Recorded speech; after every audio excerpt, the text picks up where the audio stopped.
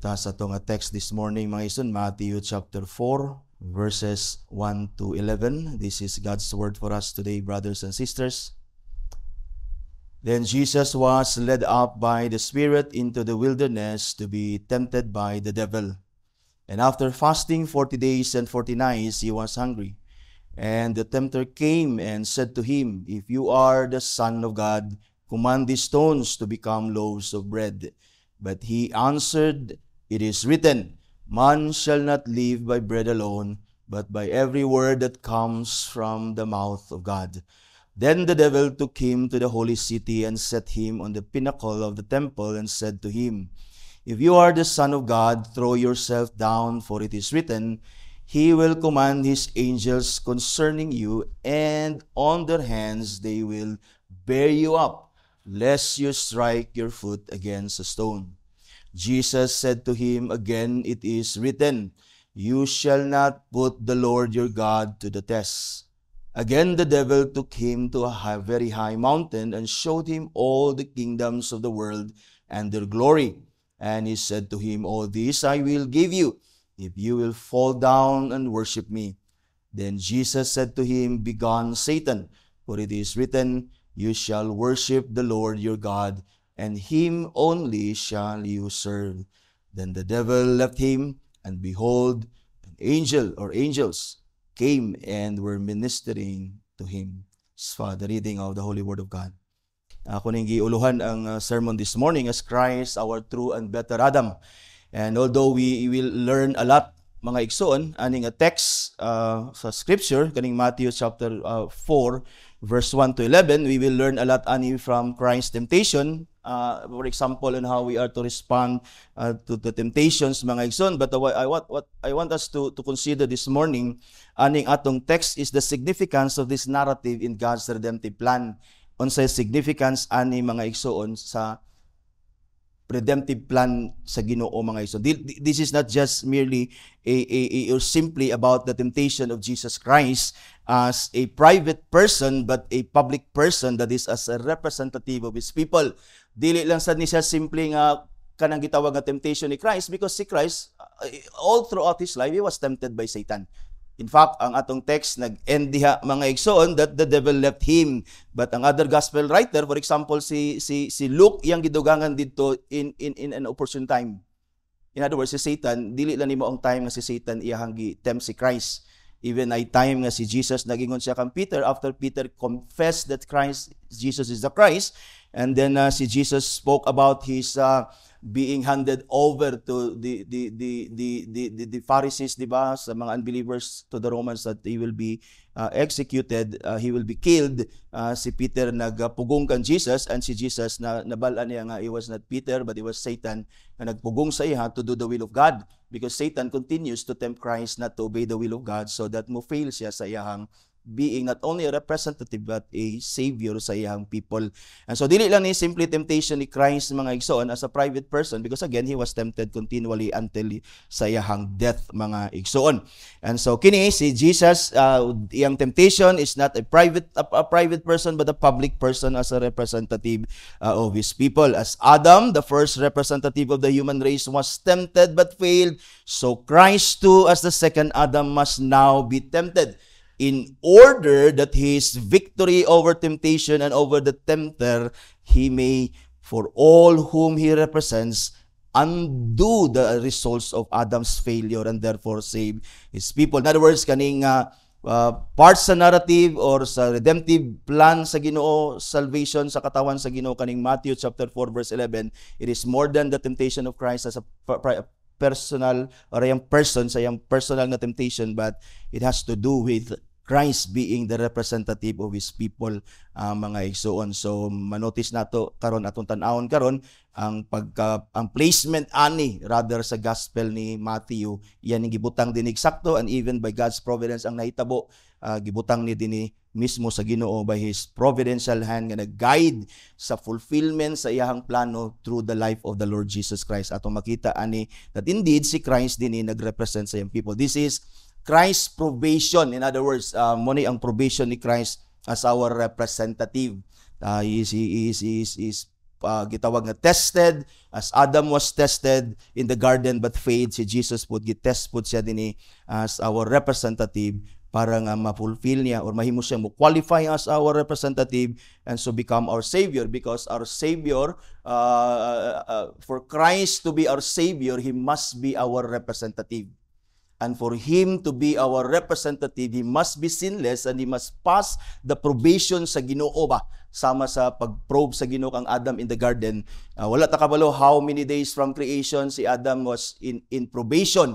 Didto mga igsoon, wala ta kabalo, but certainly dili kay to dugay after creation tungod kay wala pa man maburo si Eve, di ba? Wala pa sila nakapanganak ba? So possibly 40 days, possibly inana kasi Christ, He was tempted 40 days, tested within 40 days. After 40 days sayang fasting, and even the katawan sa Ginoo sa Israel was brought to the wilderness for 40 years. So ang significance sa number nga 40. So si Adam or si Jesus also was tested as our second Adam in this place. In other words, this temptation has something to do with Christ being now the second Adam, that is the representative of His people. Ang atong Westminster Larger Catechism, question and answer 22, teaches us that Adam sinned as a public person. That is, he sinned not for himself only, but for all his posterity. All mankind descending from Adam by ordinary generation, nagtudlo ang atong catechism, sinned with Adam and fell with him in that first transgression which we called the original sin. In other words, Adam was a public person representing the whole human race. Thus, in him, also the whole human race sinned. The whole human being sinned with him. Thus, Christ also, by performing and accomplishing what the first Adam failed to do in the garden, and by offering himself, si Christ, as sacrifice for the sins of his people, redeemed the people of God whom he represented. That's why after this account, sa temptation ni Jesus, Jesus began his ministry unto sa cross to redeem his people. Because pagpasar ni Jesus din sa iyang temptation, he was qualified to be a representative. Because again, our Savior must be our representative. Without Christ's representation, there is no salvation. Wala salvation. And so, ang 1 Corinthians chapter 15, verse 22, ningon si Paul, for as in Adam all die, so also in Christ shall all be made alive. That is, all human being is in Adam, thus all human being died in him, so as all in Christ shall be made alive. We know that all are in Adam, but not all are in Christ. Si Adam, he represented the whole human race, but si Christ, he only represents those whom the Father has chosen for himself, mga igsoon. So Paul here speaks of Christ as the representative of his people like Adam. That's why sa verse 45 sa 1 Corinthians 15, ingon si Adam, thus it is written, the first Adam became a living being. The last Adam also became a life-giving spirit. So 47, ingon siya of the same chapter sa 1 Corinthians 15, the first Adam was from the earth, a man of dust. The second Adam, that is the second man, is from heaven, that is from the Father. Without Christ's representation as our federal head, the second true and better Adam, there is no salvation from sin that we inherited from the first Adam. Christ is our representative, thus, even in his death, ang death ni Christ is even called vicarious and substitutionary. That is, in our place as our second and true and better Adam, he died for our sin. As Adam's sin was imputed to us, so as our sin were imputed unto Christ. And now that we who belong to the Lord Jesus Christ, our true and better Adam, his righteousness also was imputed sa atua. Ang first Adam failed, and then ang iyang sin was imputed sa atua. Now the second Adam, who fulfilled what the first Adam failed, and then he redeemed his people by offering himself as a sacrifice for the sins of his people. Now, those who believe in the Lord Jesus Christ, dili lang ang atong sin nga gi-impute ni Adam sa atua, and all the sins that we have committed throughout our life were imputed unto Christ when he died on the cross.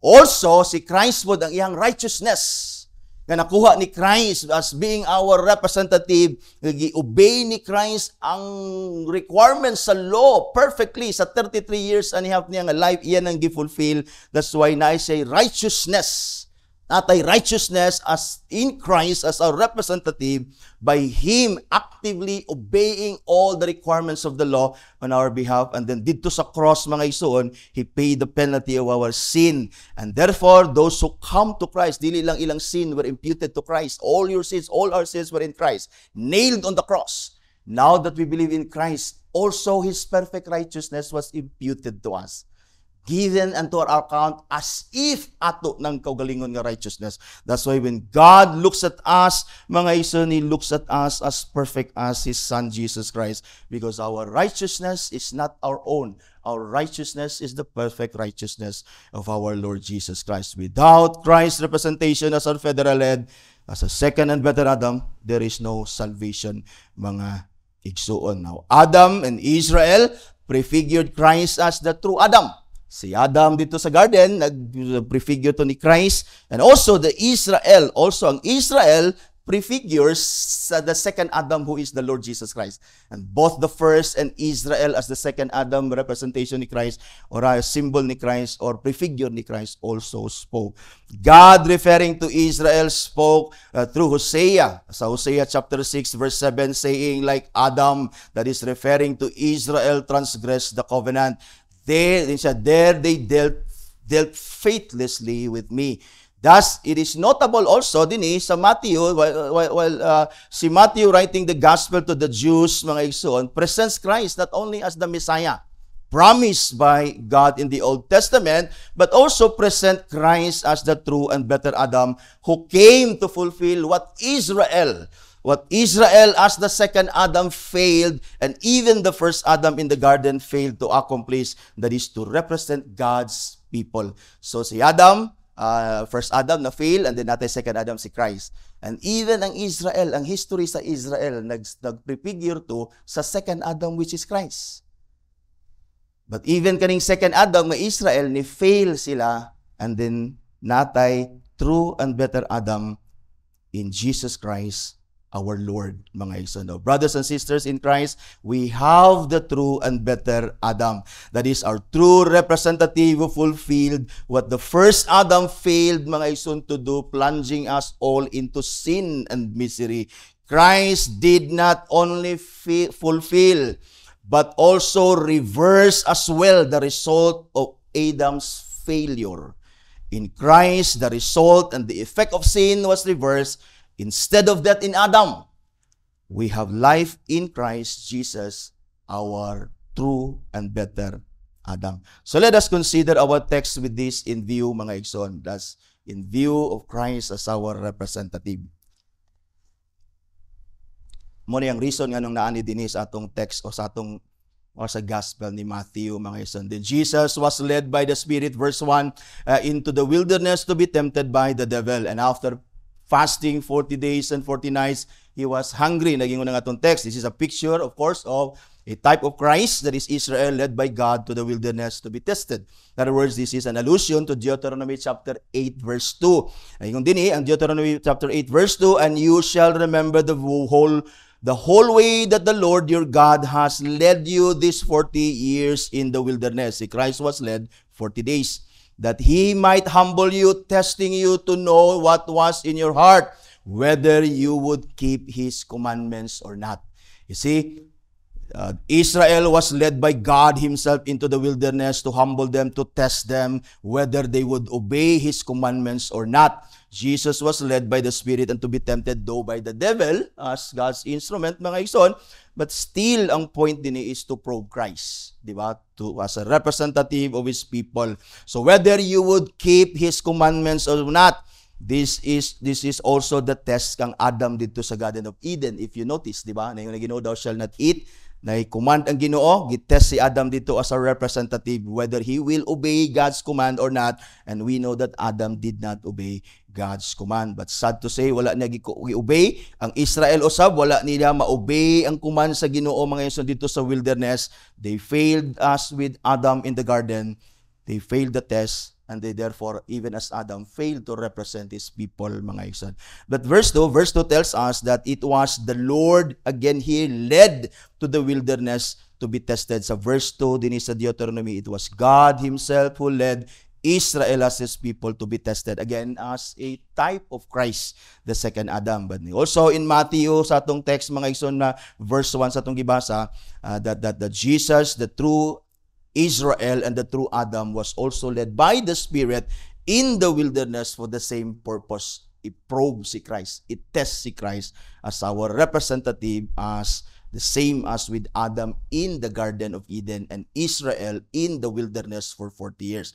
So God first, manotice nimo, it is God first delivered Israel, that is out of Egypt, and then passing through the Red Sea, mga igsoon, and then into the wilderness. So makita nimo ang history sa Israel that somehow gipakita ni Matthew dinhi sa iyang gospel, di ba? In chapter 2 verse 15, si Matthew gi-quote niya ang Hosea chapter 11 verse 1, out of Egypt I called my son. This is si Matthew, he quoted this as a prophecy fulfilled in Christ Jesus, when Christ Jesus as a child, di ba? Si Jesus as a child together with his parents, giwarn siya sa angels because si Herod patyon niya si Jesus, giadto sila sa Egypt. And after Herod died, si Jesus, giingnan sa angel to iyang parents nga mobalik na sila dito sa land of Israel. And then giadto sila sa Nazareth. And then ang paggawas ni Jesus from Egypt, interpret ni Matthew ang Hosea chapter 11 verse 1 as referring to Christ. But Hosea chapter 11 verse 1 was referring to Israel when Isaiah wrote. When Hosea wrote this, mga igsoon, he was referring to Israel, mga igsoon, because si Hosea, ningon siya sa Hosea 11 verse 1, when Israel was a child, I loved him, nag-ingon ang Ginoo, and out of Egypt I called my son.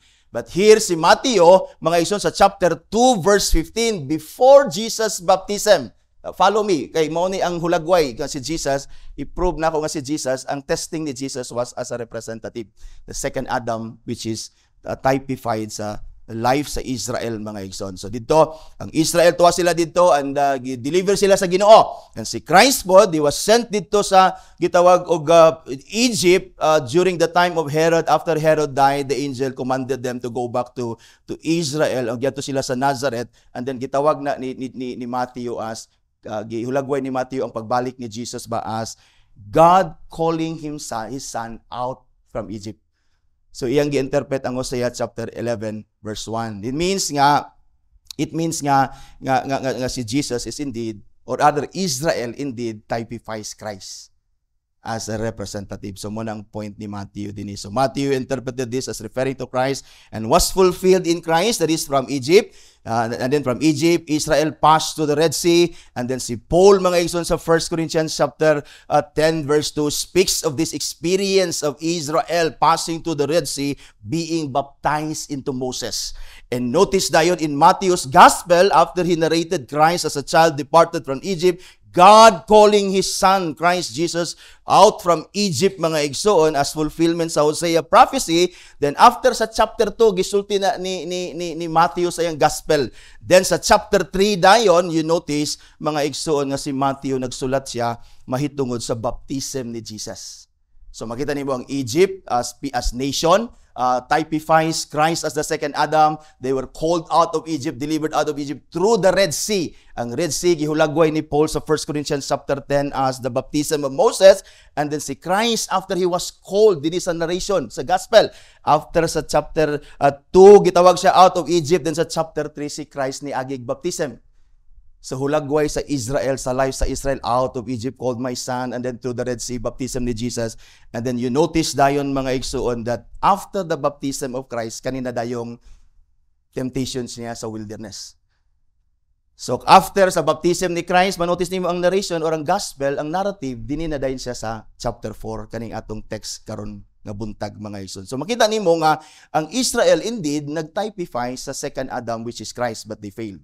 From Egypt, through the Red Sea, and then to the wilderness, si Christ brought out from Egypt, he called out my son, and then iyang baptism, naghulagway sa Red Sea, passing to the Red Sea, and then Christ was tested also as Israel was tested 40 years, but si Jesus was fasting 40 days and 40 nights, and he was tested again as our representative. So muna siya ang akong ipakita nga kining testing ni Jesus din has to do with him being our representative, mga igsoon. So we see here ang significance sa Christ's temptation as part of God's redemptive work given to Christ as the representative of His people. Christ must pass the test where Israel and Adam, an antitype of Christ, failed. Thus, after the test, again, you notice niyo ang narrative ni Matthew, si Jesus, dayon, proceeded sa pagsugod sa iyang ministry and ended on the cross, redeeming His people whom He represented, mga igsoon. So, dinid, verse 2, after fasting 40 days and 40 nights, mga igsoon, He was hungry. This shows again that the true humanity of Christ. He was hungry. Diba? We know that Christ is God and man at the same time. That's why dinhi, after fasting 40 days, 40 nights, gigutom si Jesus, and then ang verse 3, nag-ingon si Matthew, the tempter came. That is to tempt Christ, which means that again, ang temptation ni Christ din was a real temptation. Although Christ has no possibility to sin. Daghan nag-argue nga si Christ na possibility mo sin being a human being. No, ang humanity ni Jesus, ang iyang human nature was is kanabitang united to His deity, man gyud. Diba? Inseparably, diba? Without mixture, although inseparably, but without mixture, mga igsoon. And therefore, si Jesus din as the second Adam, mga isa, representative of His people, although Christ is sinless, He has no ability also to sin. Wala siya ability mo sin. But again, ang iyang temptation was real because He is a true human being. So, tinuod ni, gigutom siya, and then the devil, mga igsoon, came to tempt the Lord Jesus Christ. So, despite the philosophical question, again, kung si Jesus must naba sa ability to sin, which again, the answer is definitely not. But ang issue din is ang temptation was real. It was real nga temptation. That's why ang Bible na ingon si Jesus can kanabitang makarelate siya sa atong temptation because He was tempted also in every way parehas ato as a human being, mga igsoon. So again, without a doubt, dili ta mag-doubt ng temptation ni Jesus, though He has no ability to sin, the temptation was real. So, as a true human being, He was hungry, and the tempter came, mga igsoon. So, to take advantage sa kahimtang ni Jesus, mga igsoon. Probably Satan was thinking, mga igsoon, that si Adam dito sa Garden of Eden, iyang gitempt si Adam sa Garden of Eden, si Adam nasa maing kahimtang. Busog to si Adam dito, nasa pagkaon dito, mga igsoon. And probably si Satan din nag-think, mga igsoon, nga probably iyahaning mapukan si Christ because he was thinking of the first Adam nga iyang gitempt in the garden with all those provisions sa garden. Kabalo siya nga kini karon si Jesus. Katong isa gani nga na-fail, natoy provision, naa siya sa paradise, kini pa karon si Jesus. So, iyang gi-underestimate si Christ ba? So, iyang gi-tempt si Christ, nag-take advantage siya sa kagutom ni Jesus because, again, he was thinking, hulog gani niya, natintal gani niya ang first Adam nga mayong kahimtang, busog. How much more si Christ na gutom niya, naa siya sa kamingawan, wala siya pwedeng kaunon, mga igsoon. So, take note kasi Satan, he will continue to tempt us whether nata sa paradise or nata sa wilderness. So, higit pag-una-una nga, okay kay ko, wala temptation, naay temptation always. Satan will never stop tempting us to sin against God, whether we are in the garden or in the wilderness of our lives, mga igsoon. So that's why si Peter, sa 1 Peter chapter 5, verse 8, nag-warn si Peter, be sober-minded, be watchful. Your adversary, the devil, Satan, prowls around like a roaring lion, seeking someone to devour. So, di ta magkumpiyansa sa yawa, mga igsoon. We must be watchful, we must be sober-minded, be in the right mind, with mind, mga igsoon, transformed and being renewed by the Scripture and apply those Scriptures sa atong life so that we can be mahimutang gitawag nga, be on guard against the Satan's schemes, mga igsoon. And ayun din and said to him, si Satan came, the tempter came and said to him, if you are the Son of God, that's the temptation, command these stones to become loaves of bread. Satan tempts Jesus to command these stones to become loaves of bread because he knew Jesus was hungry, and to turn stones into bread, mga igsoon, is to address the hunger of Christ is never a sin in any way. Si Satan, ingon siya, if you are the Son of God, command these stones to become loaves of bread. The temptation is not the turning the bread or the stone into bread.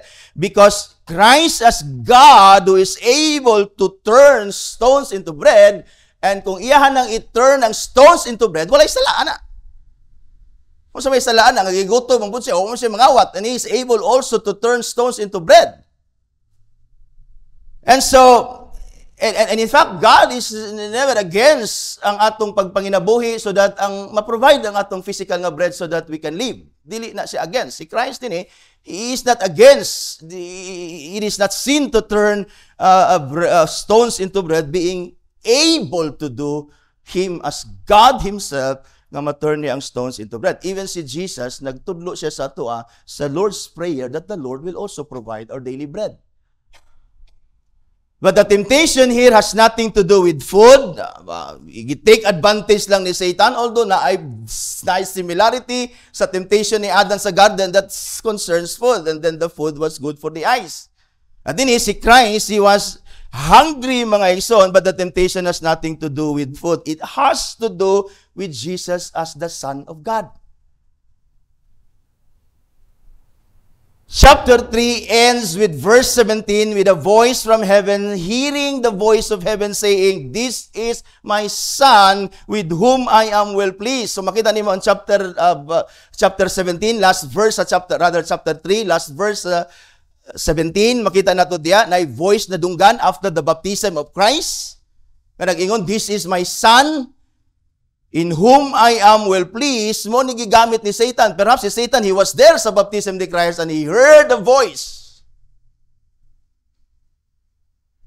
Thus Satan said to Jesus here, "If you are the Son of God, because I heard the Father said you are His Son." Satan here is not tempting Jesus to doubt His divine sonship. Jesus also knew that He was and He is the Son of God. Satan did not even doubt that Jesus was the Son of God. Even demons nga maka-encounter ni Christ, they would testify that you are the Son of God. Christ knew He was the Son of God, that He is God, the Son of God. He is God and one with God. Even si Christ nag-testify, "I and the Father are one, and then you have seen me, you have seen the Father, and before Abraham, I am." Or Abraham was, I am. In fact, this is what Satan wants to use against Jesus, to tempt Jesus, to sin against God, being the Son of God. Satan wants to use who Christ is against Himself, that He will sin against God. This is what He did to Adam in the garden. Notice nga nag-ingon si Satan kang dito sa Garden of Eden, that even si Luke sa iyang genealogy, he called Adam as the Son of God. And then, si Satan, naingon siya, "You become like God." What was Satan's point of tempting Adam? You become like God. And Adam was the Son of God. And tempting Adam that you be like God, unsa may point ni Satan even of tempting Christ as the Son of God. Ang point ni Satan of tempting Adam, the Son of God, and even the second Adam, the Lord Jesus Christ, as God Himself, is to tempt Jesus to be independent from God. If you be like God dito sa Garden of Eden, if you be like God, then you don't need God. You don't need to depend on Him. You can do what you want, even you know what's evil or not. Mo ng temptation dito, you're God. This is what Satan is saying to Christ. If you are the Son of God, command these stones to become loaves of bread. You don't need God to provide for you.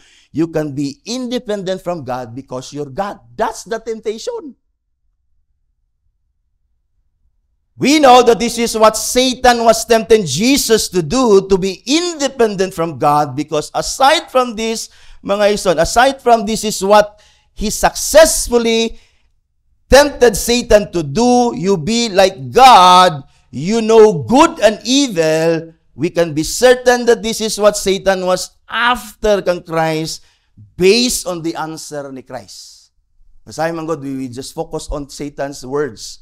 Di ta mo tanaw sa gitawag og tubag ni Jesus. Now, mind you, Christ as God does not misunderstand anyone. He even knows what is in our hearts. In other words, you can say something and still Christ knows what's in your heart. In other words, si Jesus din when Satan tempted him, if you're the Son of God, turn these stones into bread. Kabalo si Jesus what Satan was up to. Wala niya na misunderstood si Satan. Most of us would focus dito sa turning bread, stone into bread. But si Christ, He understood that the temptation was to be independent of God, being God. But He answered, it is written. You see, si Jesus din, others, we will learn certainly from this. This phrase is a shorthand of Scripture. Every Jew, mga igsoon, kini nga reference, dili siya vague reference of any writings or any book, anywhere, ancient books from Greek and Romans or anywhere. Christ was referring to Scripture. Every Jew would understand the phrase, it is written. In other words, as an application, aning a point, we must resist the devil by appealing to Scriptures. Simple application. But again, let's move on sa answer ni Jesus. Jesus answered Satan quoting Deuteronomy chapter 8 verse 3. You-notice nimo ang Matthew chapter 1, the Spirit led Jesus to the wilderness, motong Deuteronomy chapter 8 verse 2, ang allusion. And so ang answer ni Jesus, Deuteronomy chapter 8 verse 3. Because sometimes ang yawa, ga-apply niya po context. But mostly, ga-out of context ang yawa. As we see later on. Iyang out of context, gaganiya, iyang gikulangan niya ang scripture later on. And so si Jesus, ang answer ni Jesus, man shall not live by bread alone, but by every word that comes out from the mouth of God. Nani context. Kung focus ra ka diha ra ka sige mag-analyze ana, but when you go to the context ani sa Deuteronomy chapter 8, sugod ka sa 1, and then malabyan nato ang 2, God leading Israel, and Spirit leading Christ to the wilderness, and then muning tubag ni Jesus sa chapter 8 verse 3 kani iyang gitubag ang Satan, we would understand the context. Kung unsa gid temptation ni Satan kan Jesus ug sa ato pud. Verse 1 sa chapter 8 sa Deuteronomy, the whole commandment that I command you today, ningon ang Ginoo sa you shall be careful to do that you may live. Unsa ang ilang buhaton para mo live sila? The whole commandment. Dili food. Although God here provides food. The whole commandment that I command you today, you shall be careful to do that you may live and multiply and go in and possess the land that the Lord swore to give to your father. God is telling Israel to depend on Him by obeying all His commands that they may live, that they may succeed sa ilang life. Sa purpose sa ilang life. And verse 2, and you shall remember the whole way that the Lord your God has led you these 40 years into the wilderness. You see, pareha sa gitawag og 4 verse 1 sa atong text. That He might humble you, testing you to know what is in your heart, whether, tanawa din ang gingon sa Ginoo. Nganong gidala sila sa wilderness? To test them whether they would keep His commandments or not. That is, whether or not they truly depend on God's word, God's instruction, and God's command. And then verse 3, na yun din, He humbled you and let you hunger and feed you with manna, which you do not know, or did your fathers know, nor did your fathers know, that He might make you know. You see, gilid mo sa Ginoo dito, gikuman mo to do all these things, to do the words of God, His command, and then God let you, gialaw mo sa Ginoo nga mahunger. And yet God feed you. Oh, kasabot ana. Nga bisan sa inyong kagutom gi-provide sa Ginoo ang inyong pagpanginahanglan, ngano man ang gibuhat na sa Ginoo sa inyo. Matud pa dinhi mga isa sa Deuteronomy chapter 8, that He might make you know. Anong gidala mo niya sa wilderness, gikuman mo niya to obey all these things, and then sa inyong kagutom nag-provide siya food, that you may know. You may know what? That you might know that man does not live on bread alone, but man lives by every word that comes out from the mouth of God. God and Christ is saying here to Satan that life requires more than physical nutrients or physical food. We need every word of God that comes out from the mouth of God that determines that determines and sustains our existence. Ang imong pagkaon, di na mo'y nag-sustain nimo, di na mo'y narason nga nagpabilin kang buhi karon. Ang reason nga nung nagpabilin kang buhi karon, it is because God has spoken your existence, and He has sustained your existence, and He has purpose for your existence, and He will fulfill that purpose sa imong existence by His words. Muna yung point ni Christ. And therefore, if we will not obey God's word, we will miss the point of our existence. There is no existence of anyone and anything as well as continuance of existence apart from God, who is not only the creator of all things, but the upholder and sustainer of the same. Nothing exists and continues to exist apart from God, the giver, upholder, and sustainer of life and creation. Nothing exists. But it does not necessarily mean if you believe, aya pa. No. Even if you don't believe, that's the truth. The reason why creation, even unbelievers, atheists, even Satan exists, because of God. That was whether you acknowledge that your existence, ang reason of existence is God allowing you to exist, even if you don't acknowledge. Truth is, you exist because God made you exist. His word say so.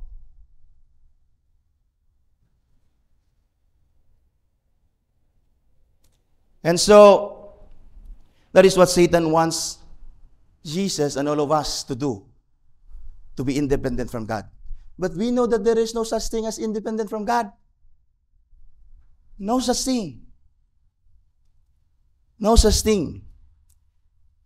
And so why did Satan tempt Adam and Jesus and all of us today to be independent of God when it is impossible to exist apart from God? Why did Satan labor to tempt you to be independent from God? That's why many of us live our lives independent from the Word of God. You may not hear Satan's temptation to be independent from God, but you are falling from his temptation. In other words, you're helping Satan accomplish his work without trouble. Wa pagani ganya gitempt, imo nang gibuhat. And why did Satan tempt Adam and Jesus and all of us to be independent from God when such thing is impossible? What is the point of Satan's temptation? The point of Satan's temptation to be independent from God is simply to rebel against God. Simple. Mo namang rebelde, sa unsaon nilang rebelde sa atong gobyerno, they'll never be independent from our laws of the land. They will never be independent from our constitution. They cannot make their own. But at least they rebel. Wala na gusto ni Satan. He knew he cannot be independent from God. He knew he would be punished in hell.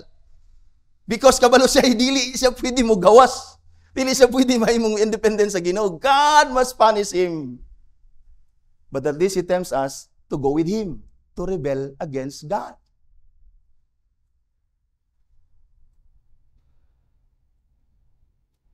The point of Satan's temptation to be independent from God is simply to rebel against God, not to do His will, to live life apart from the will of God. That is, from the purpose of God. Live life on your own. Sin is rebellion against God, not separation from Him, not being independent from Him. It's simply rebellion. Rebellion is a cry, though, for independence. But wala true independence. However you rebel against God, you remain under God.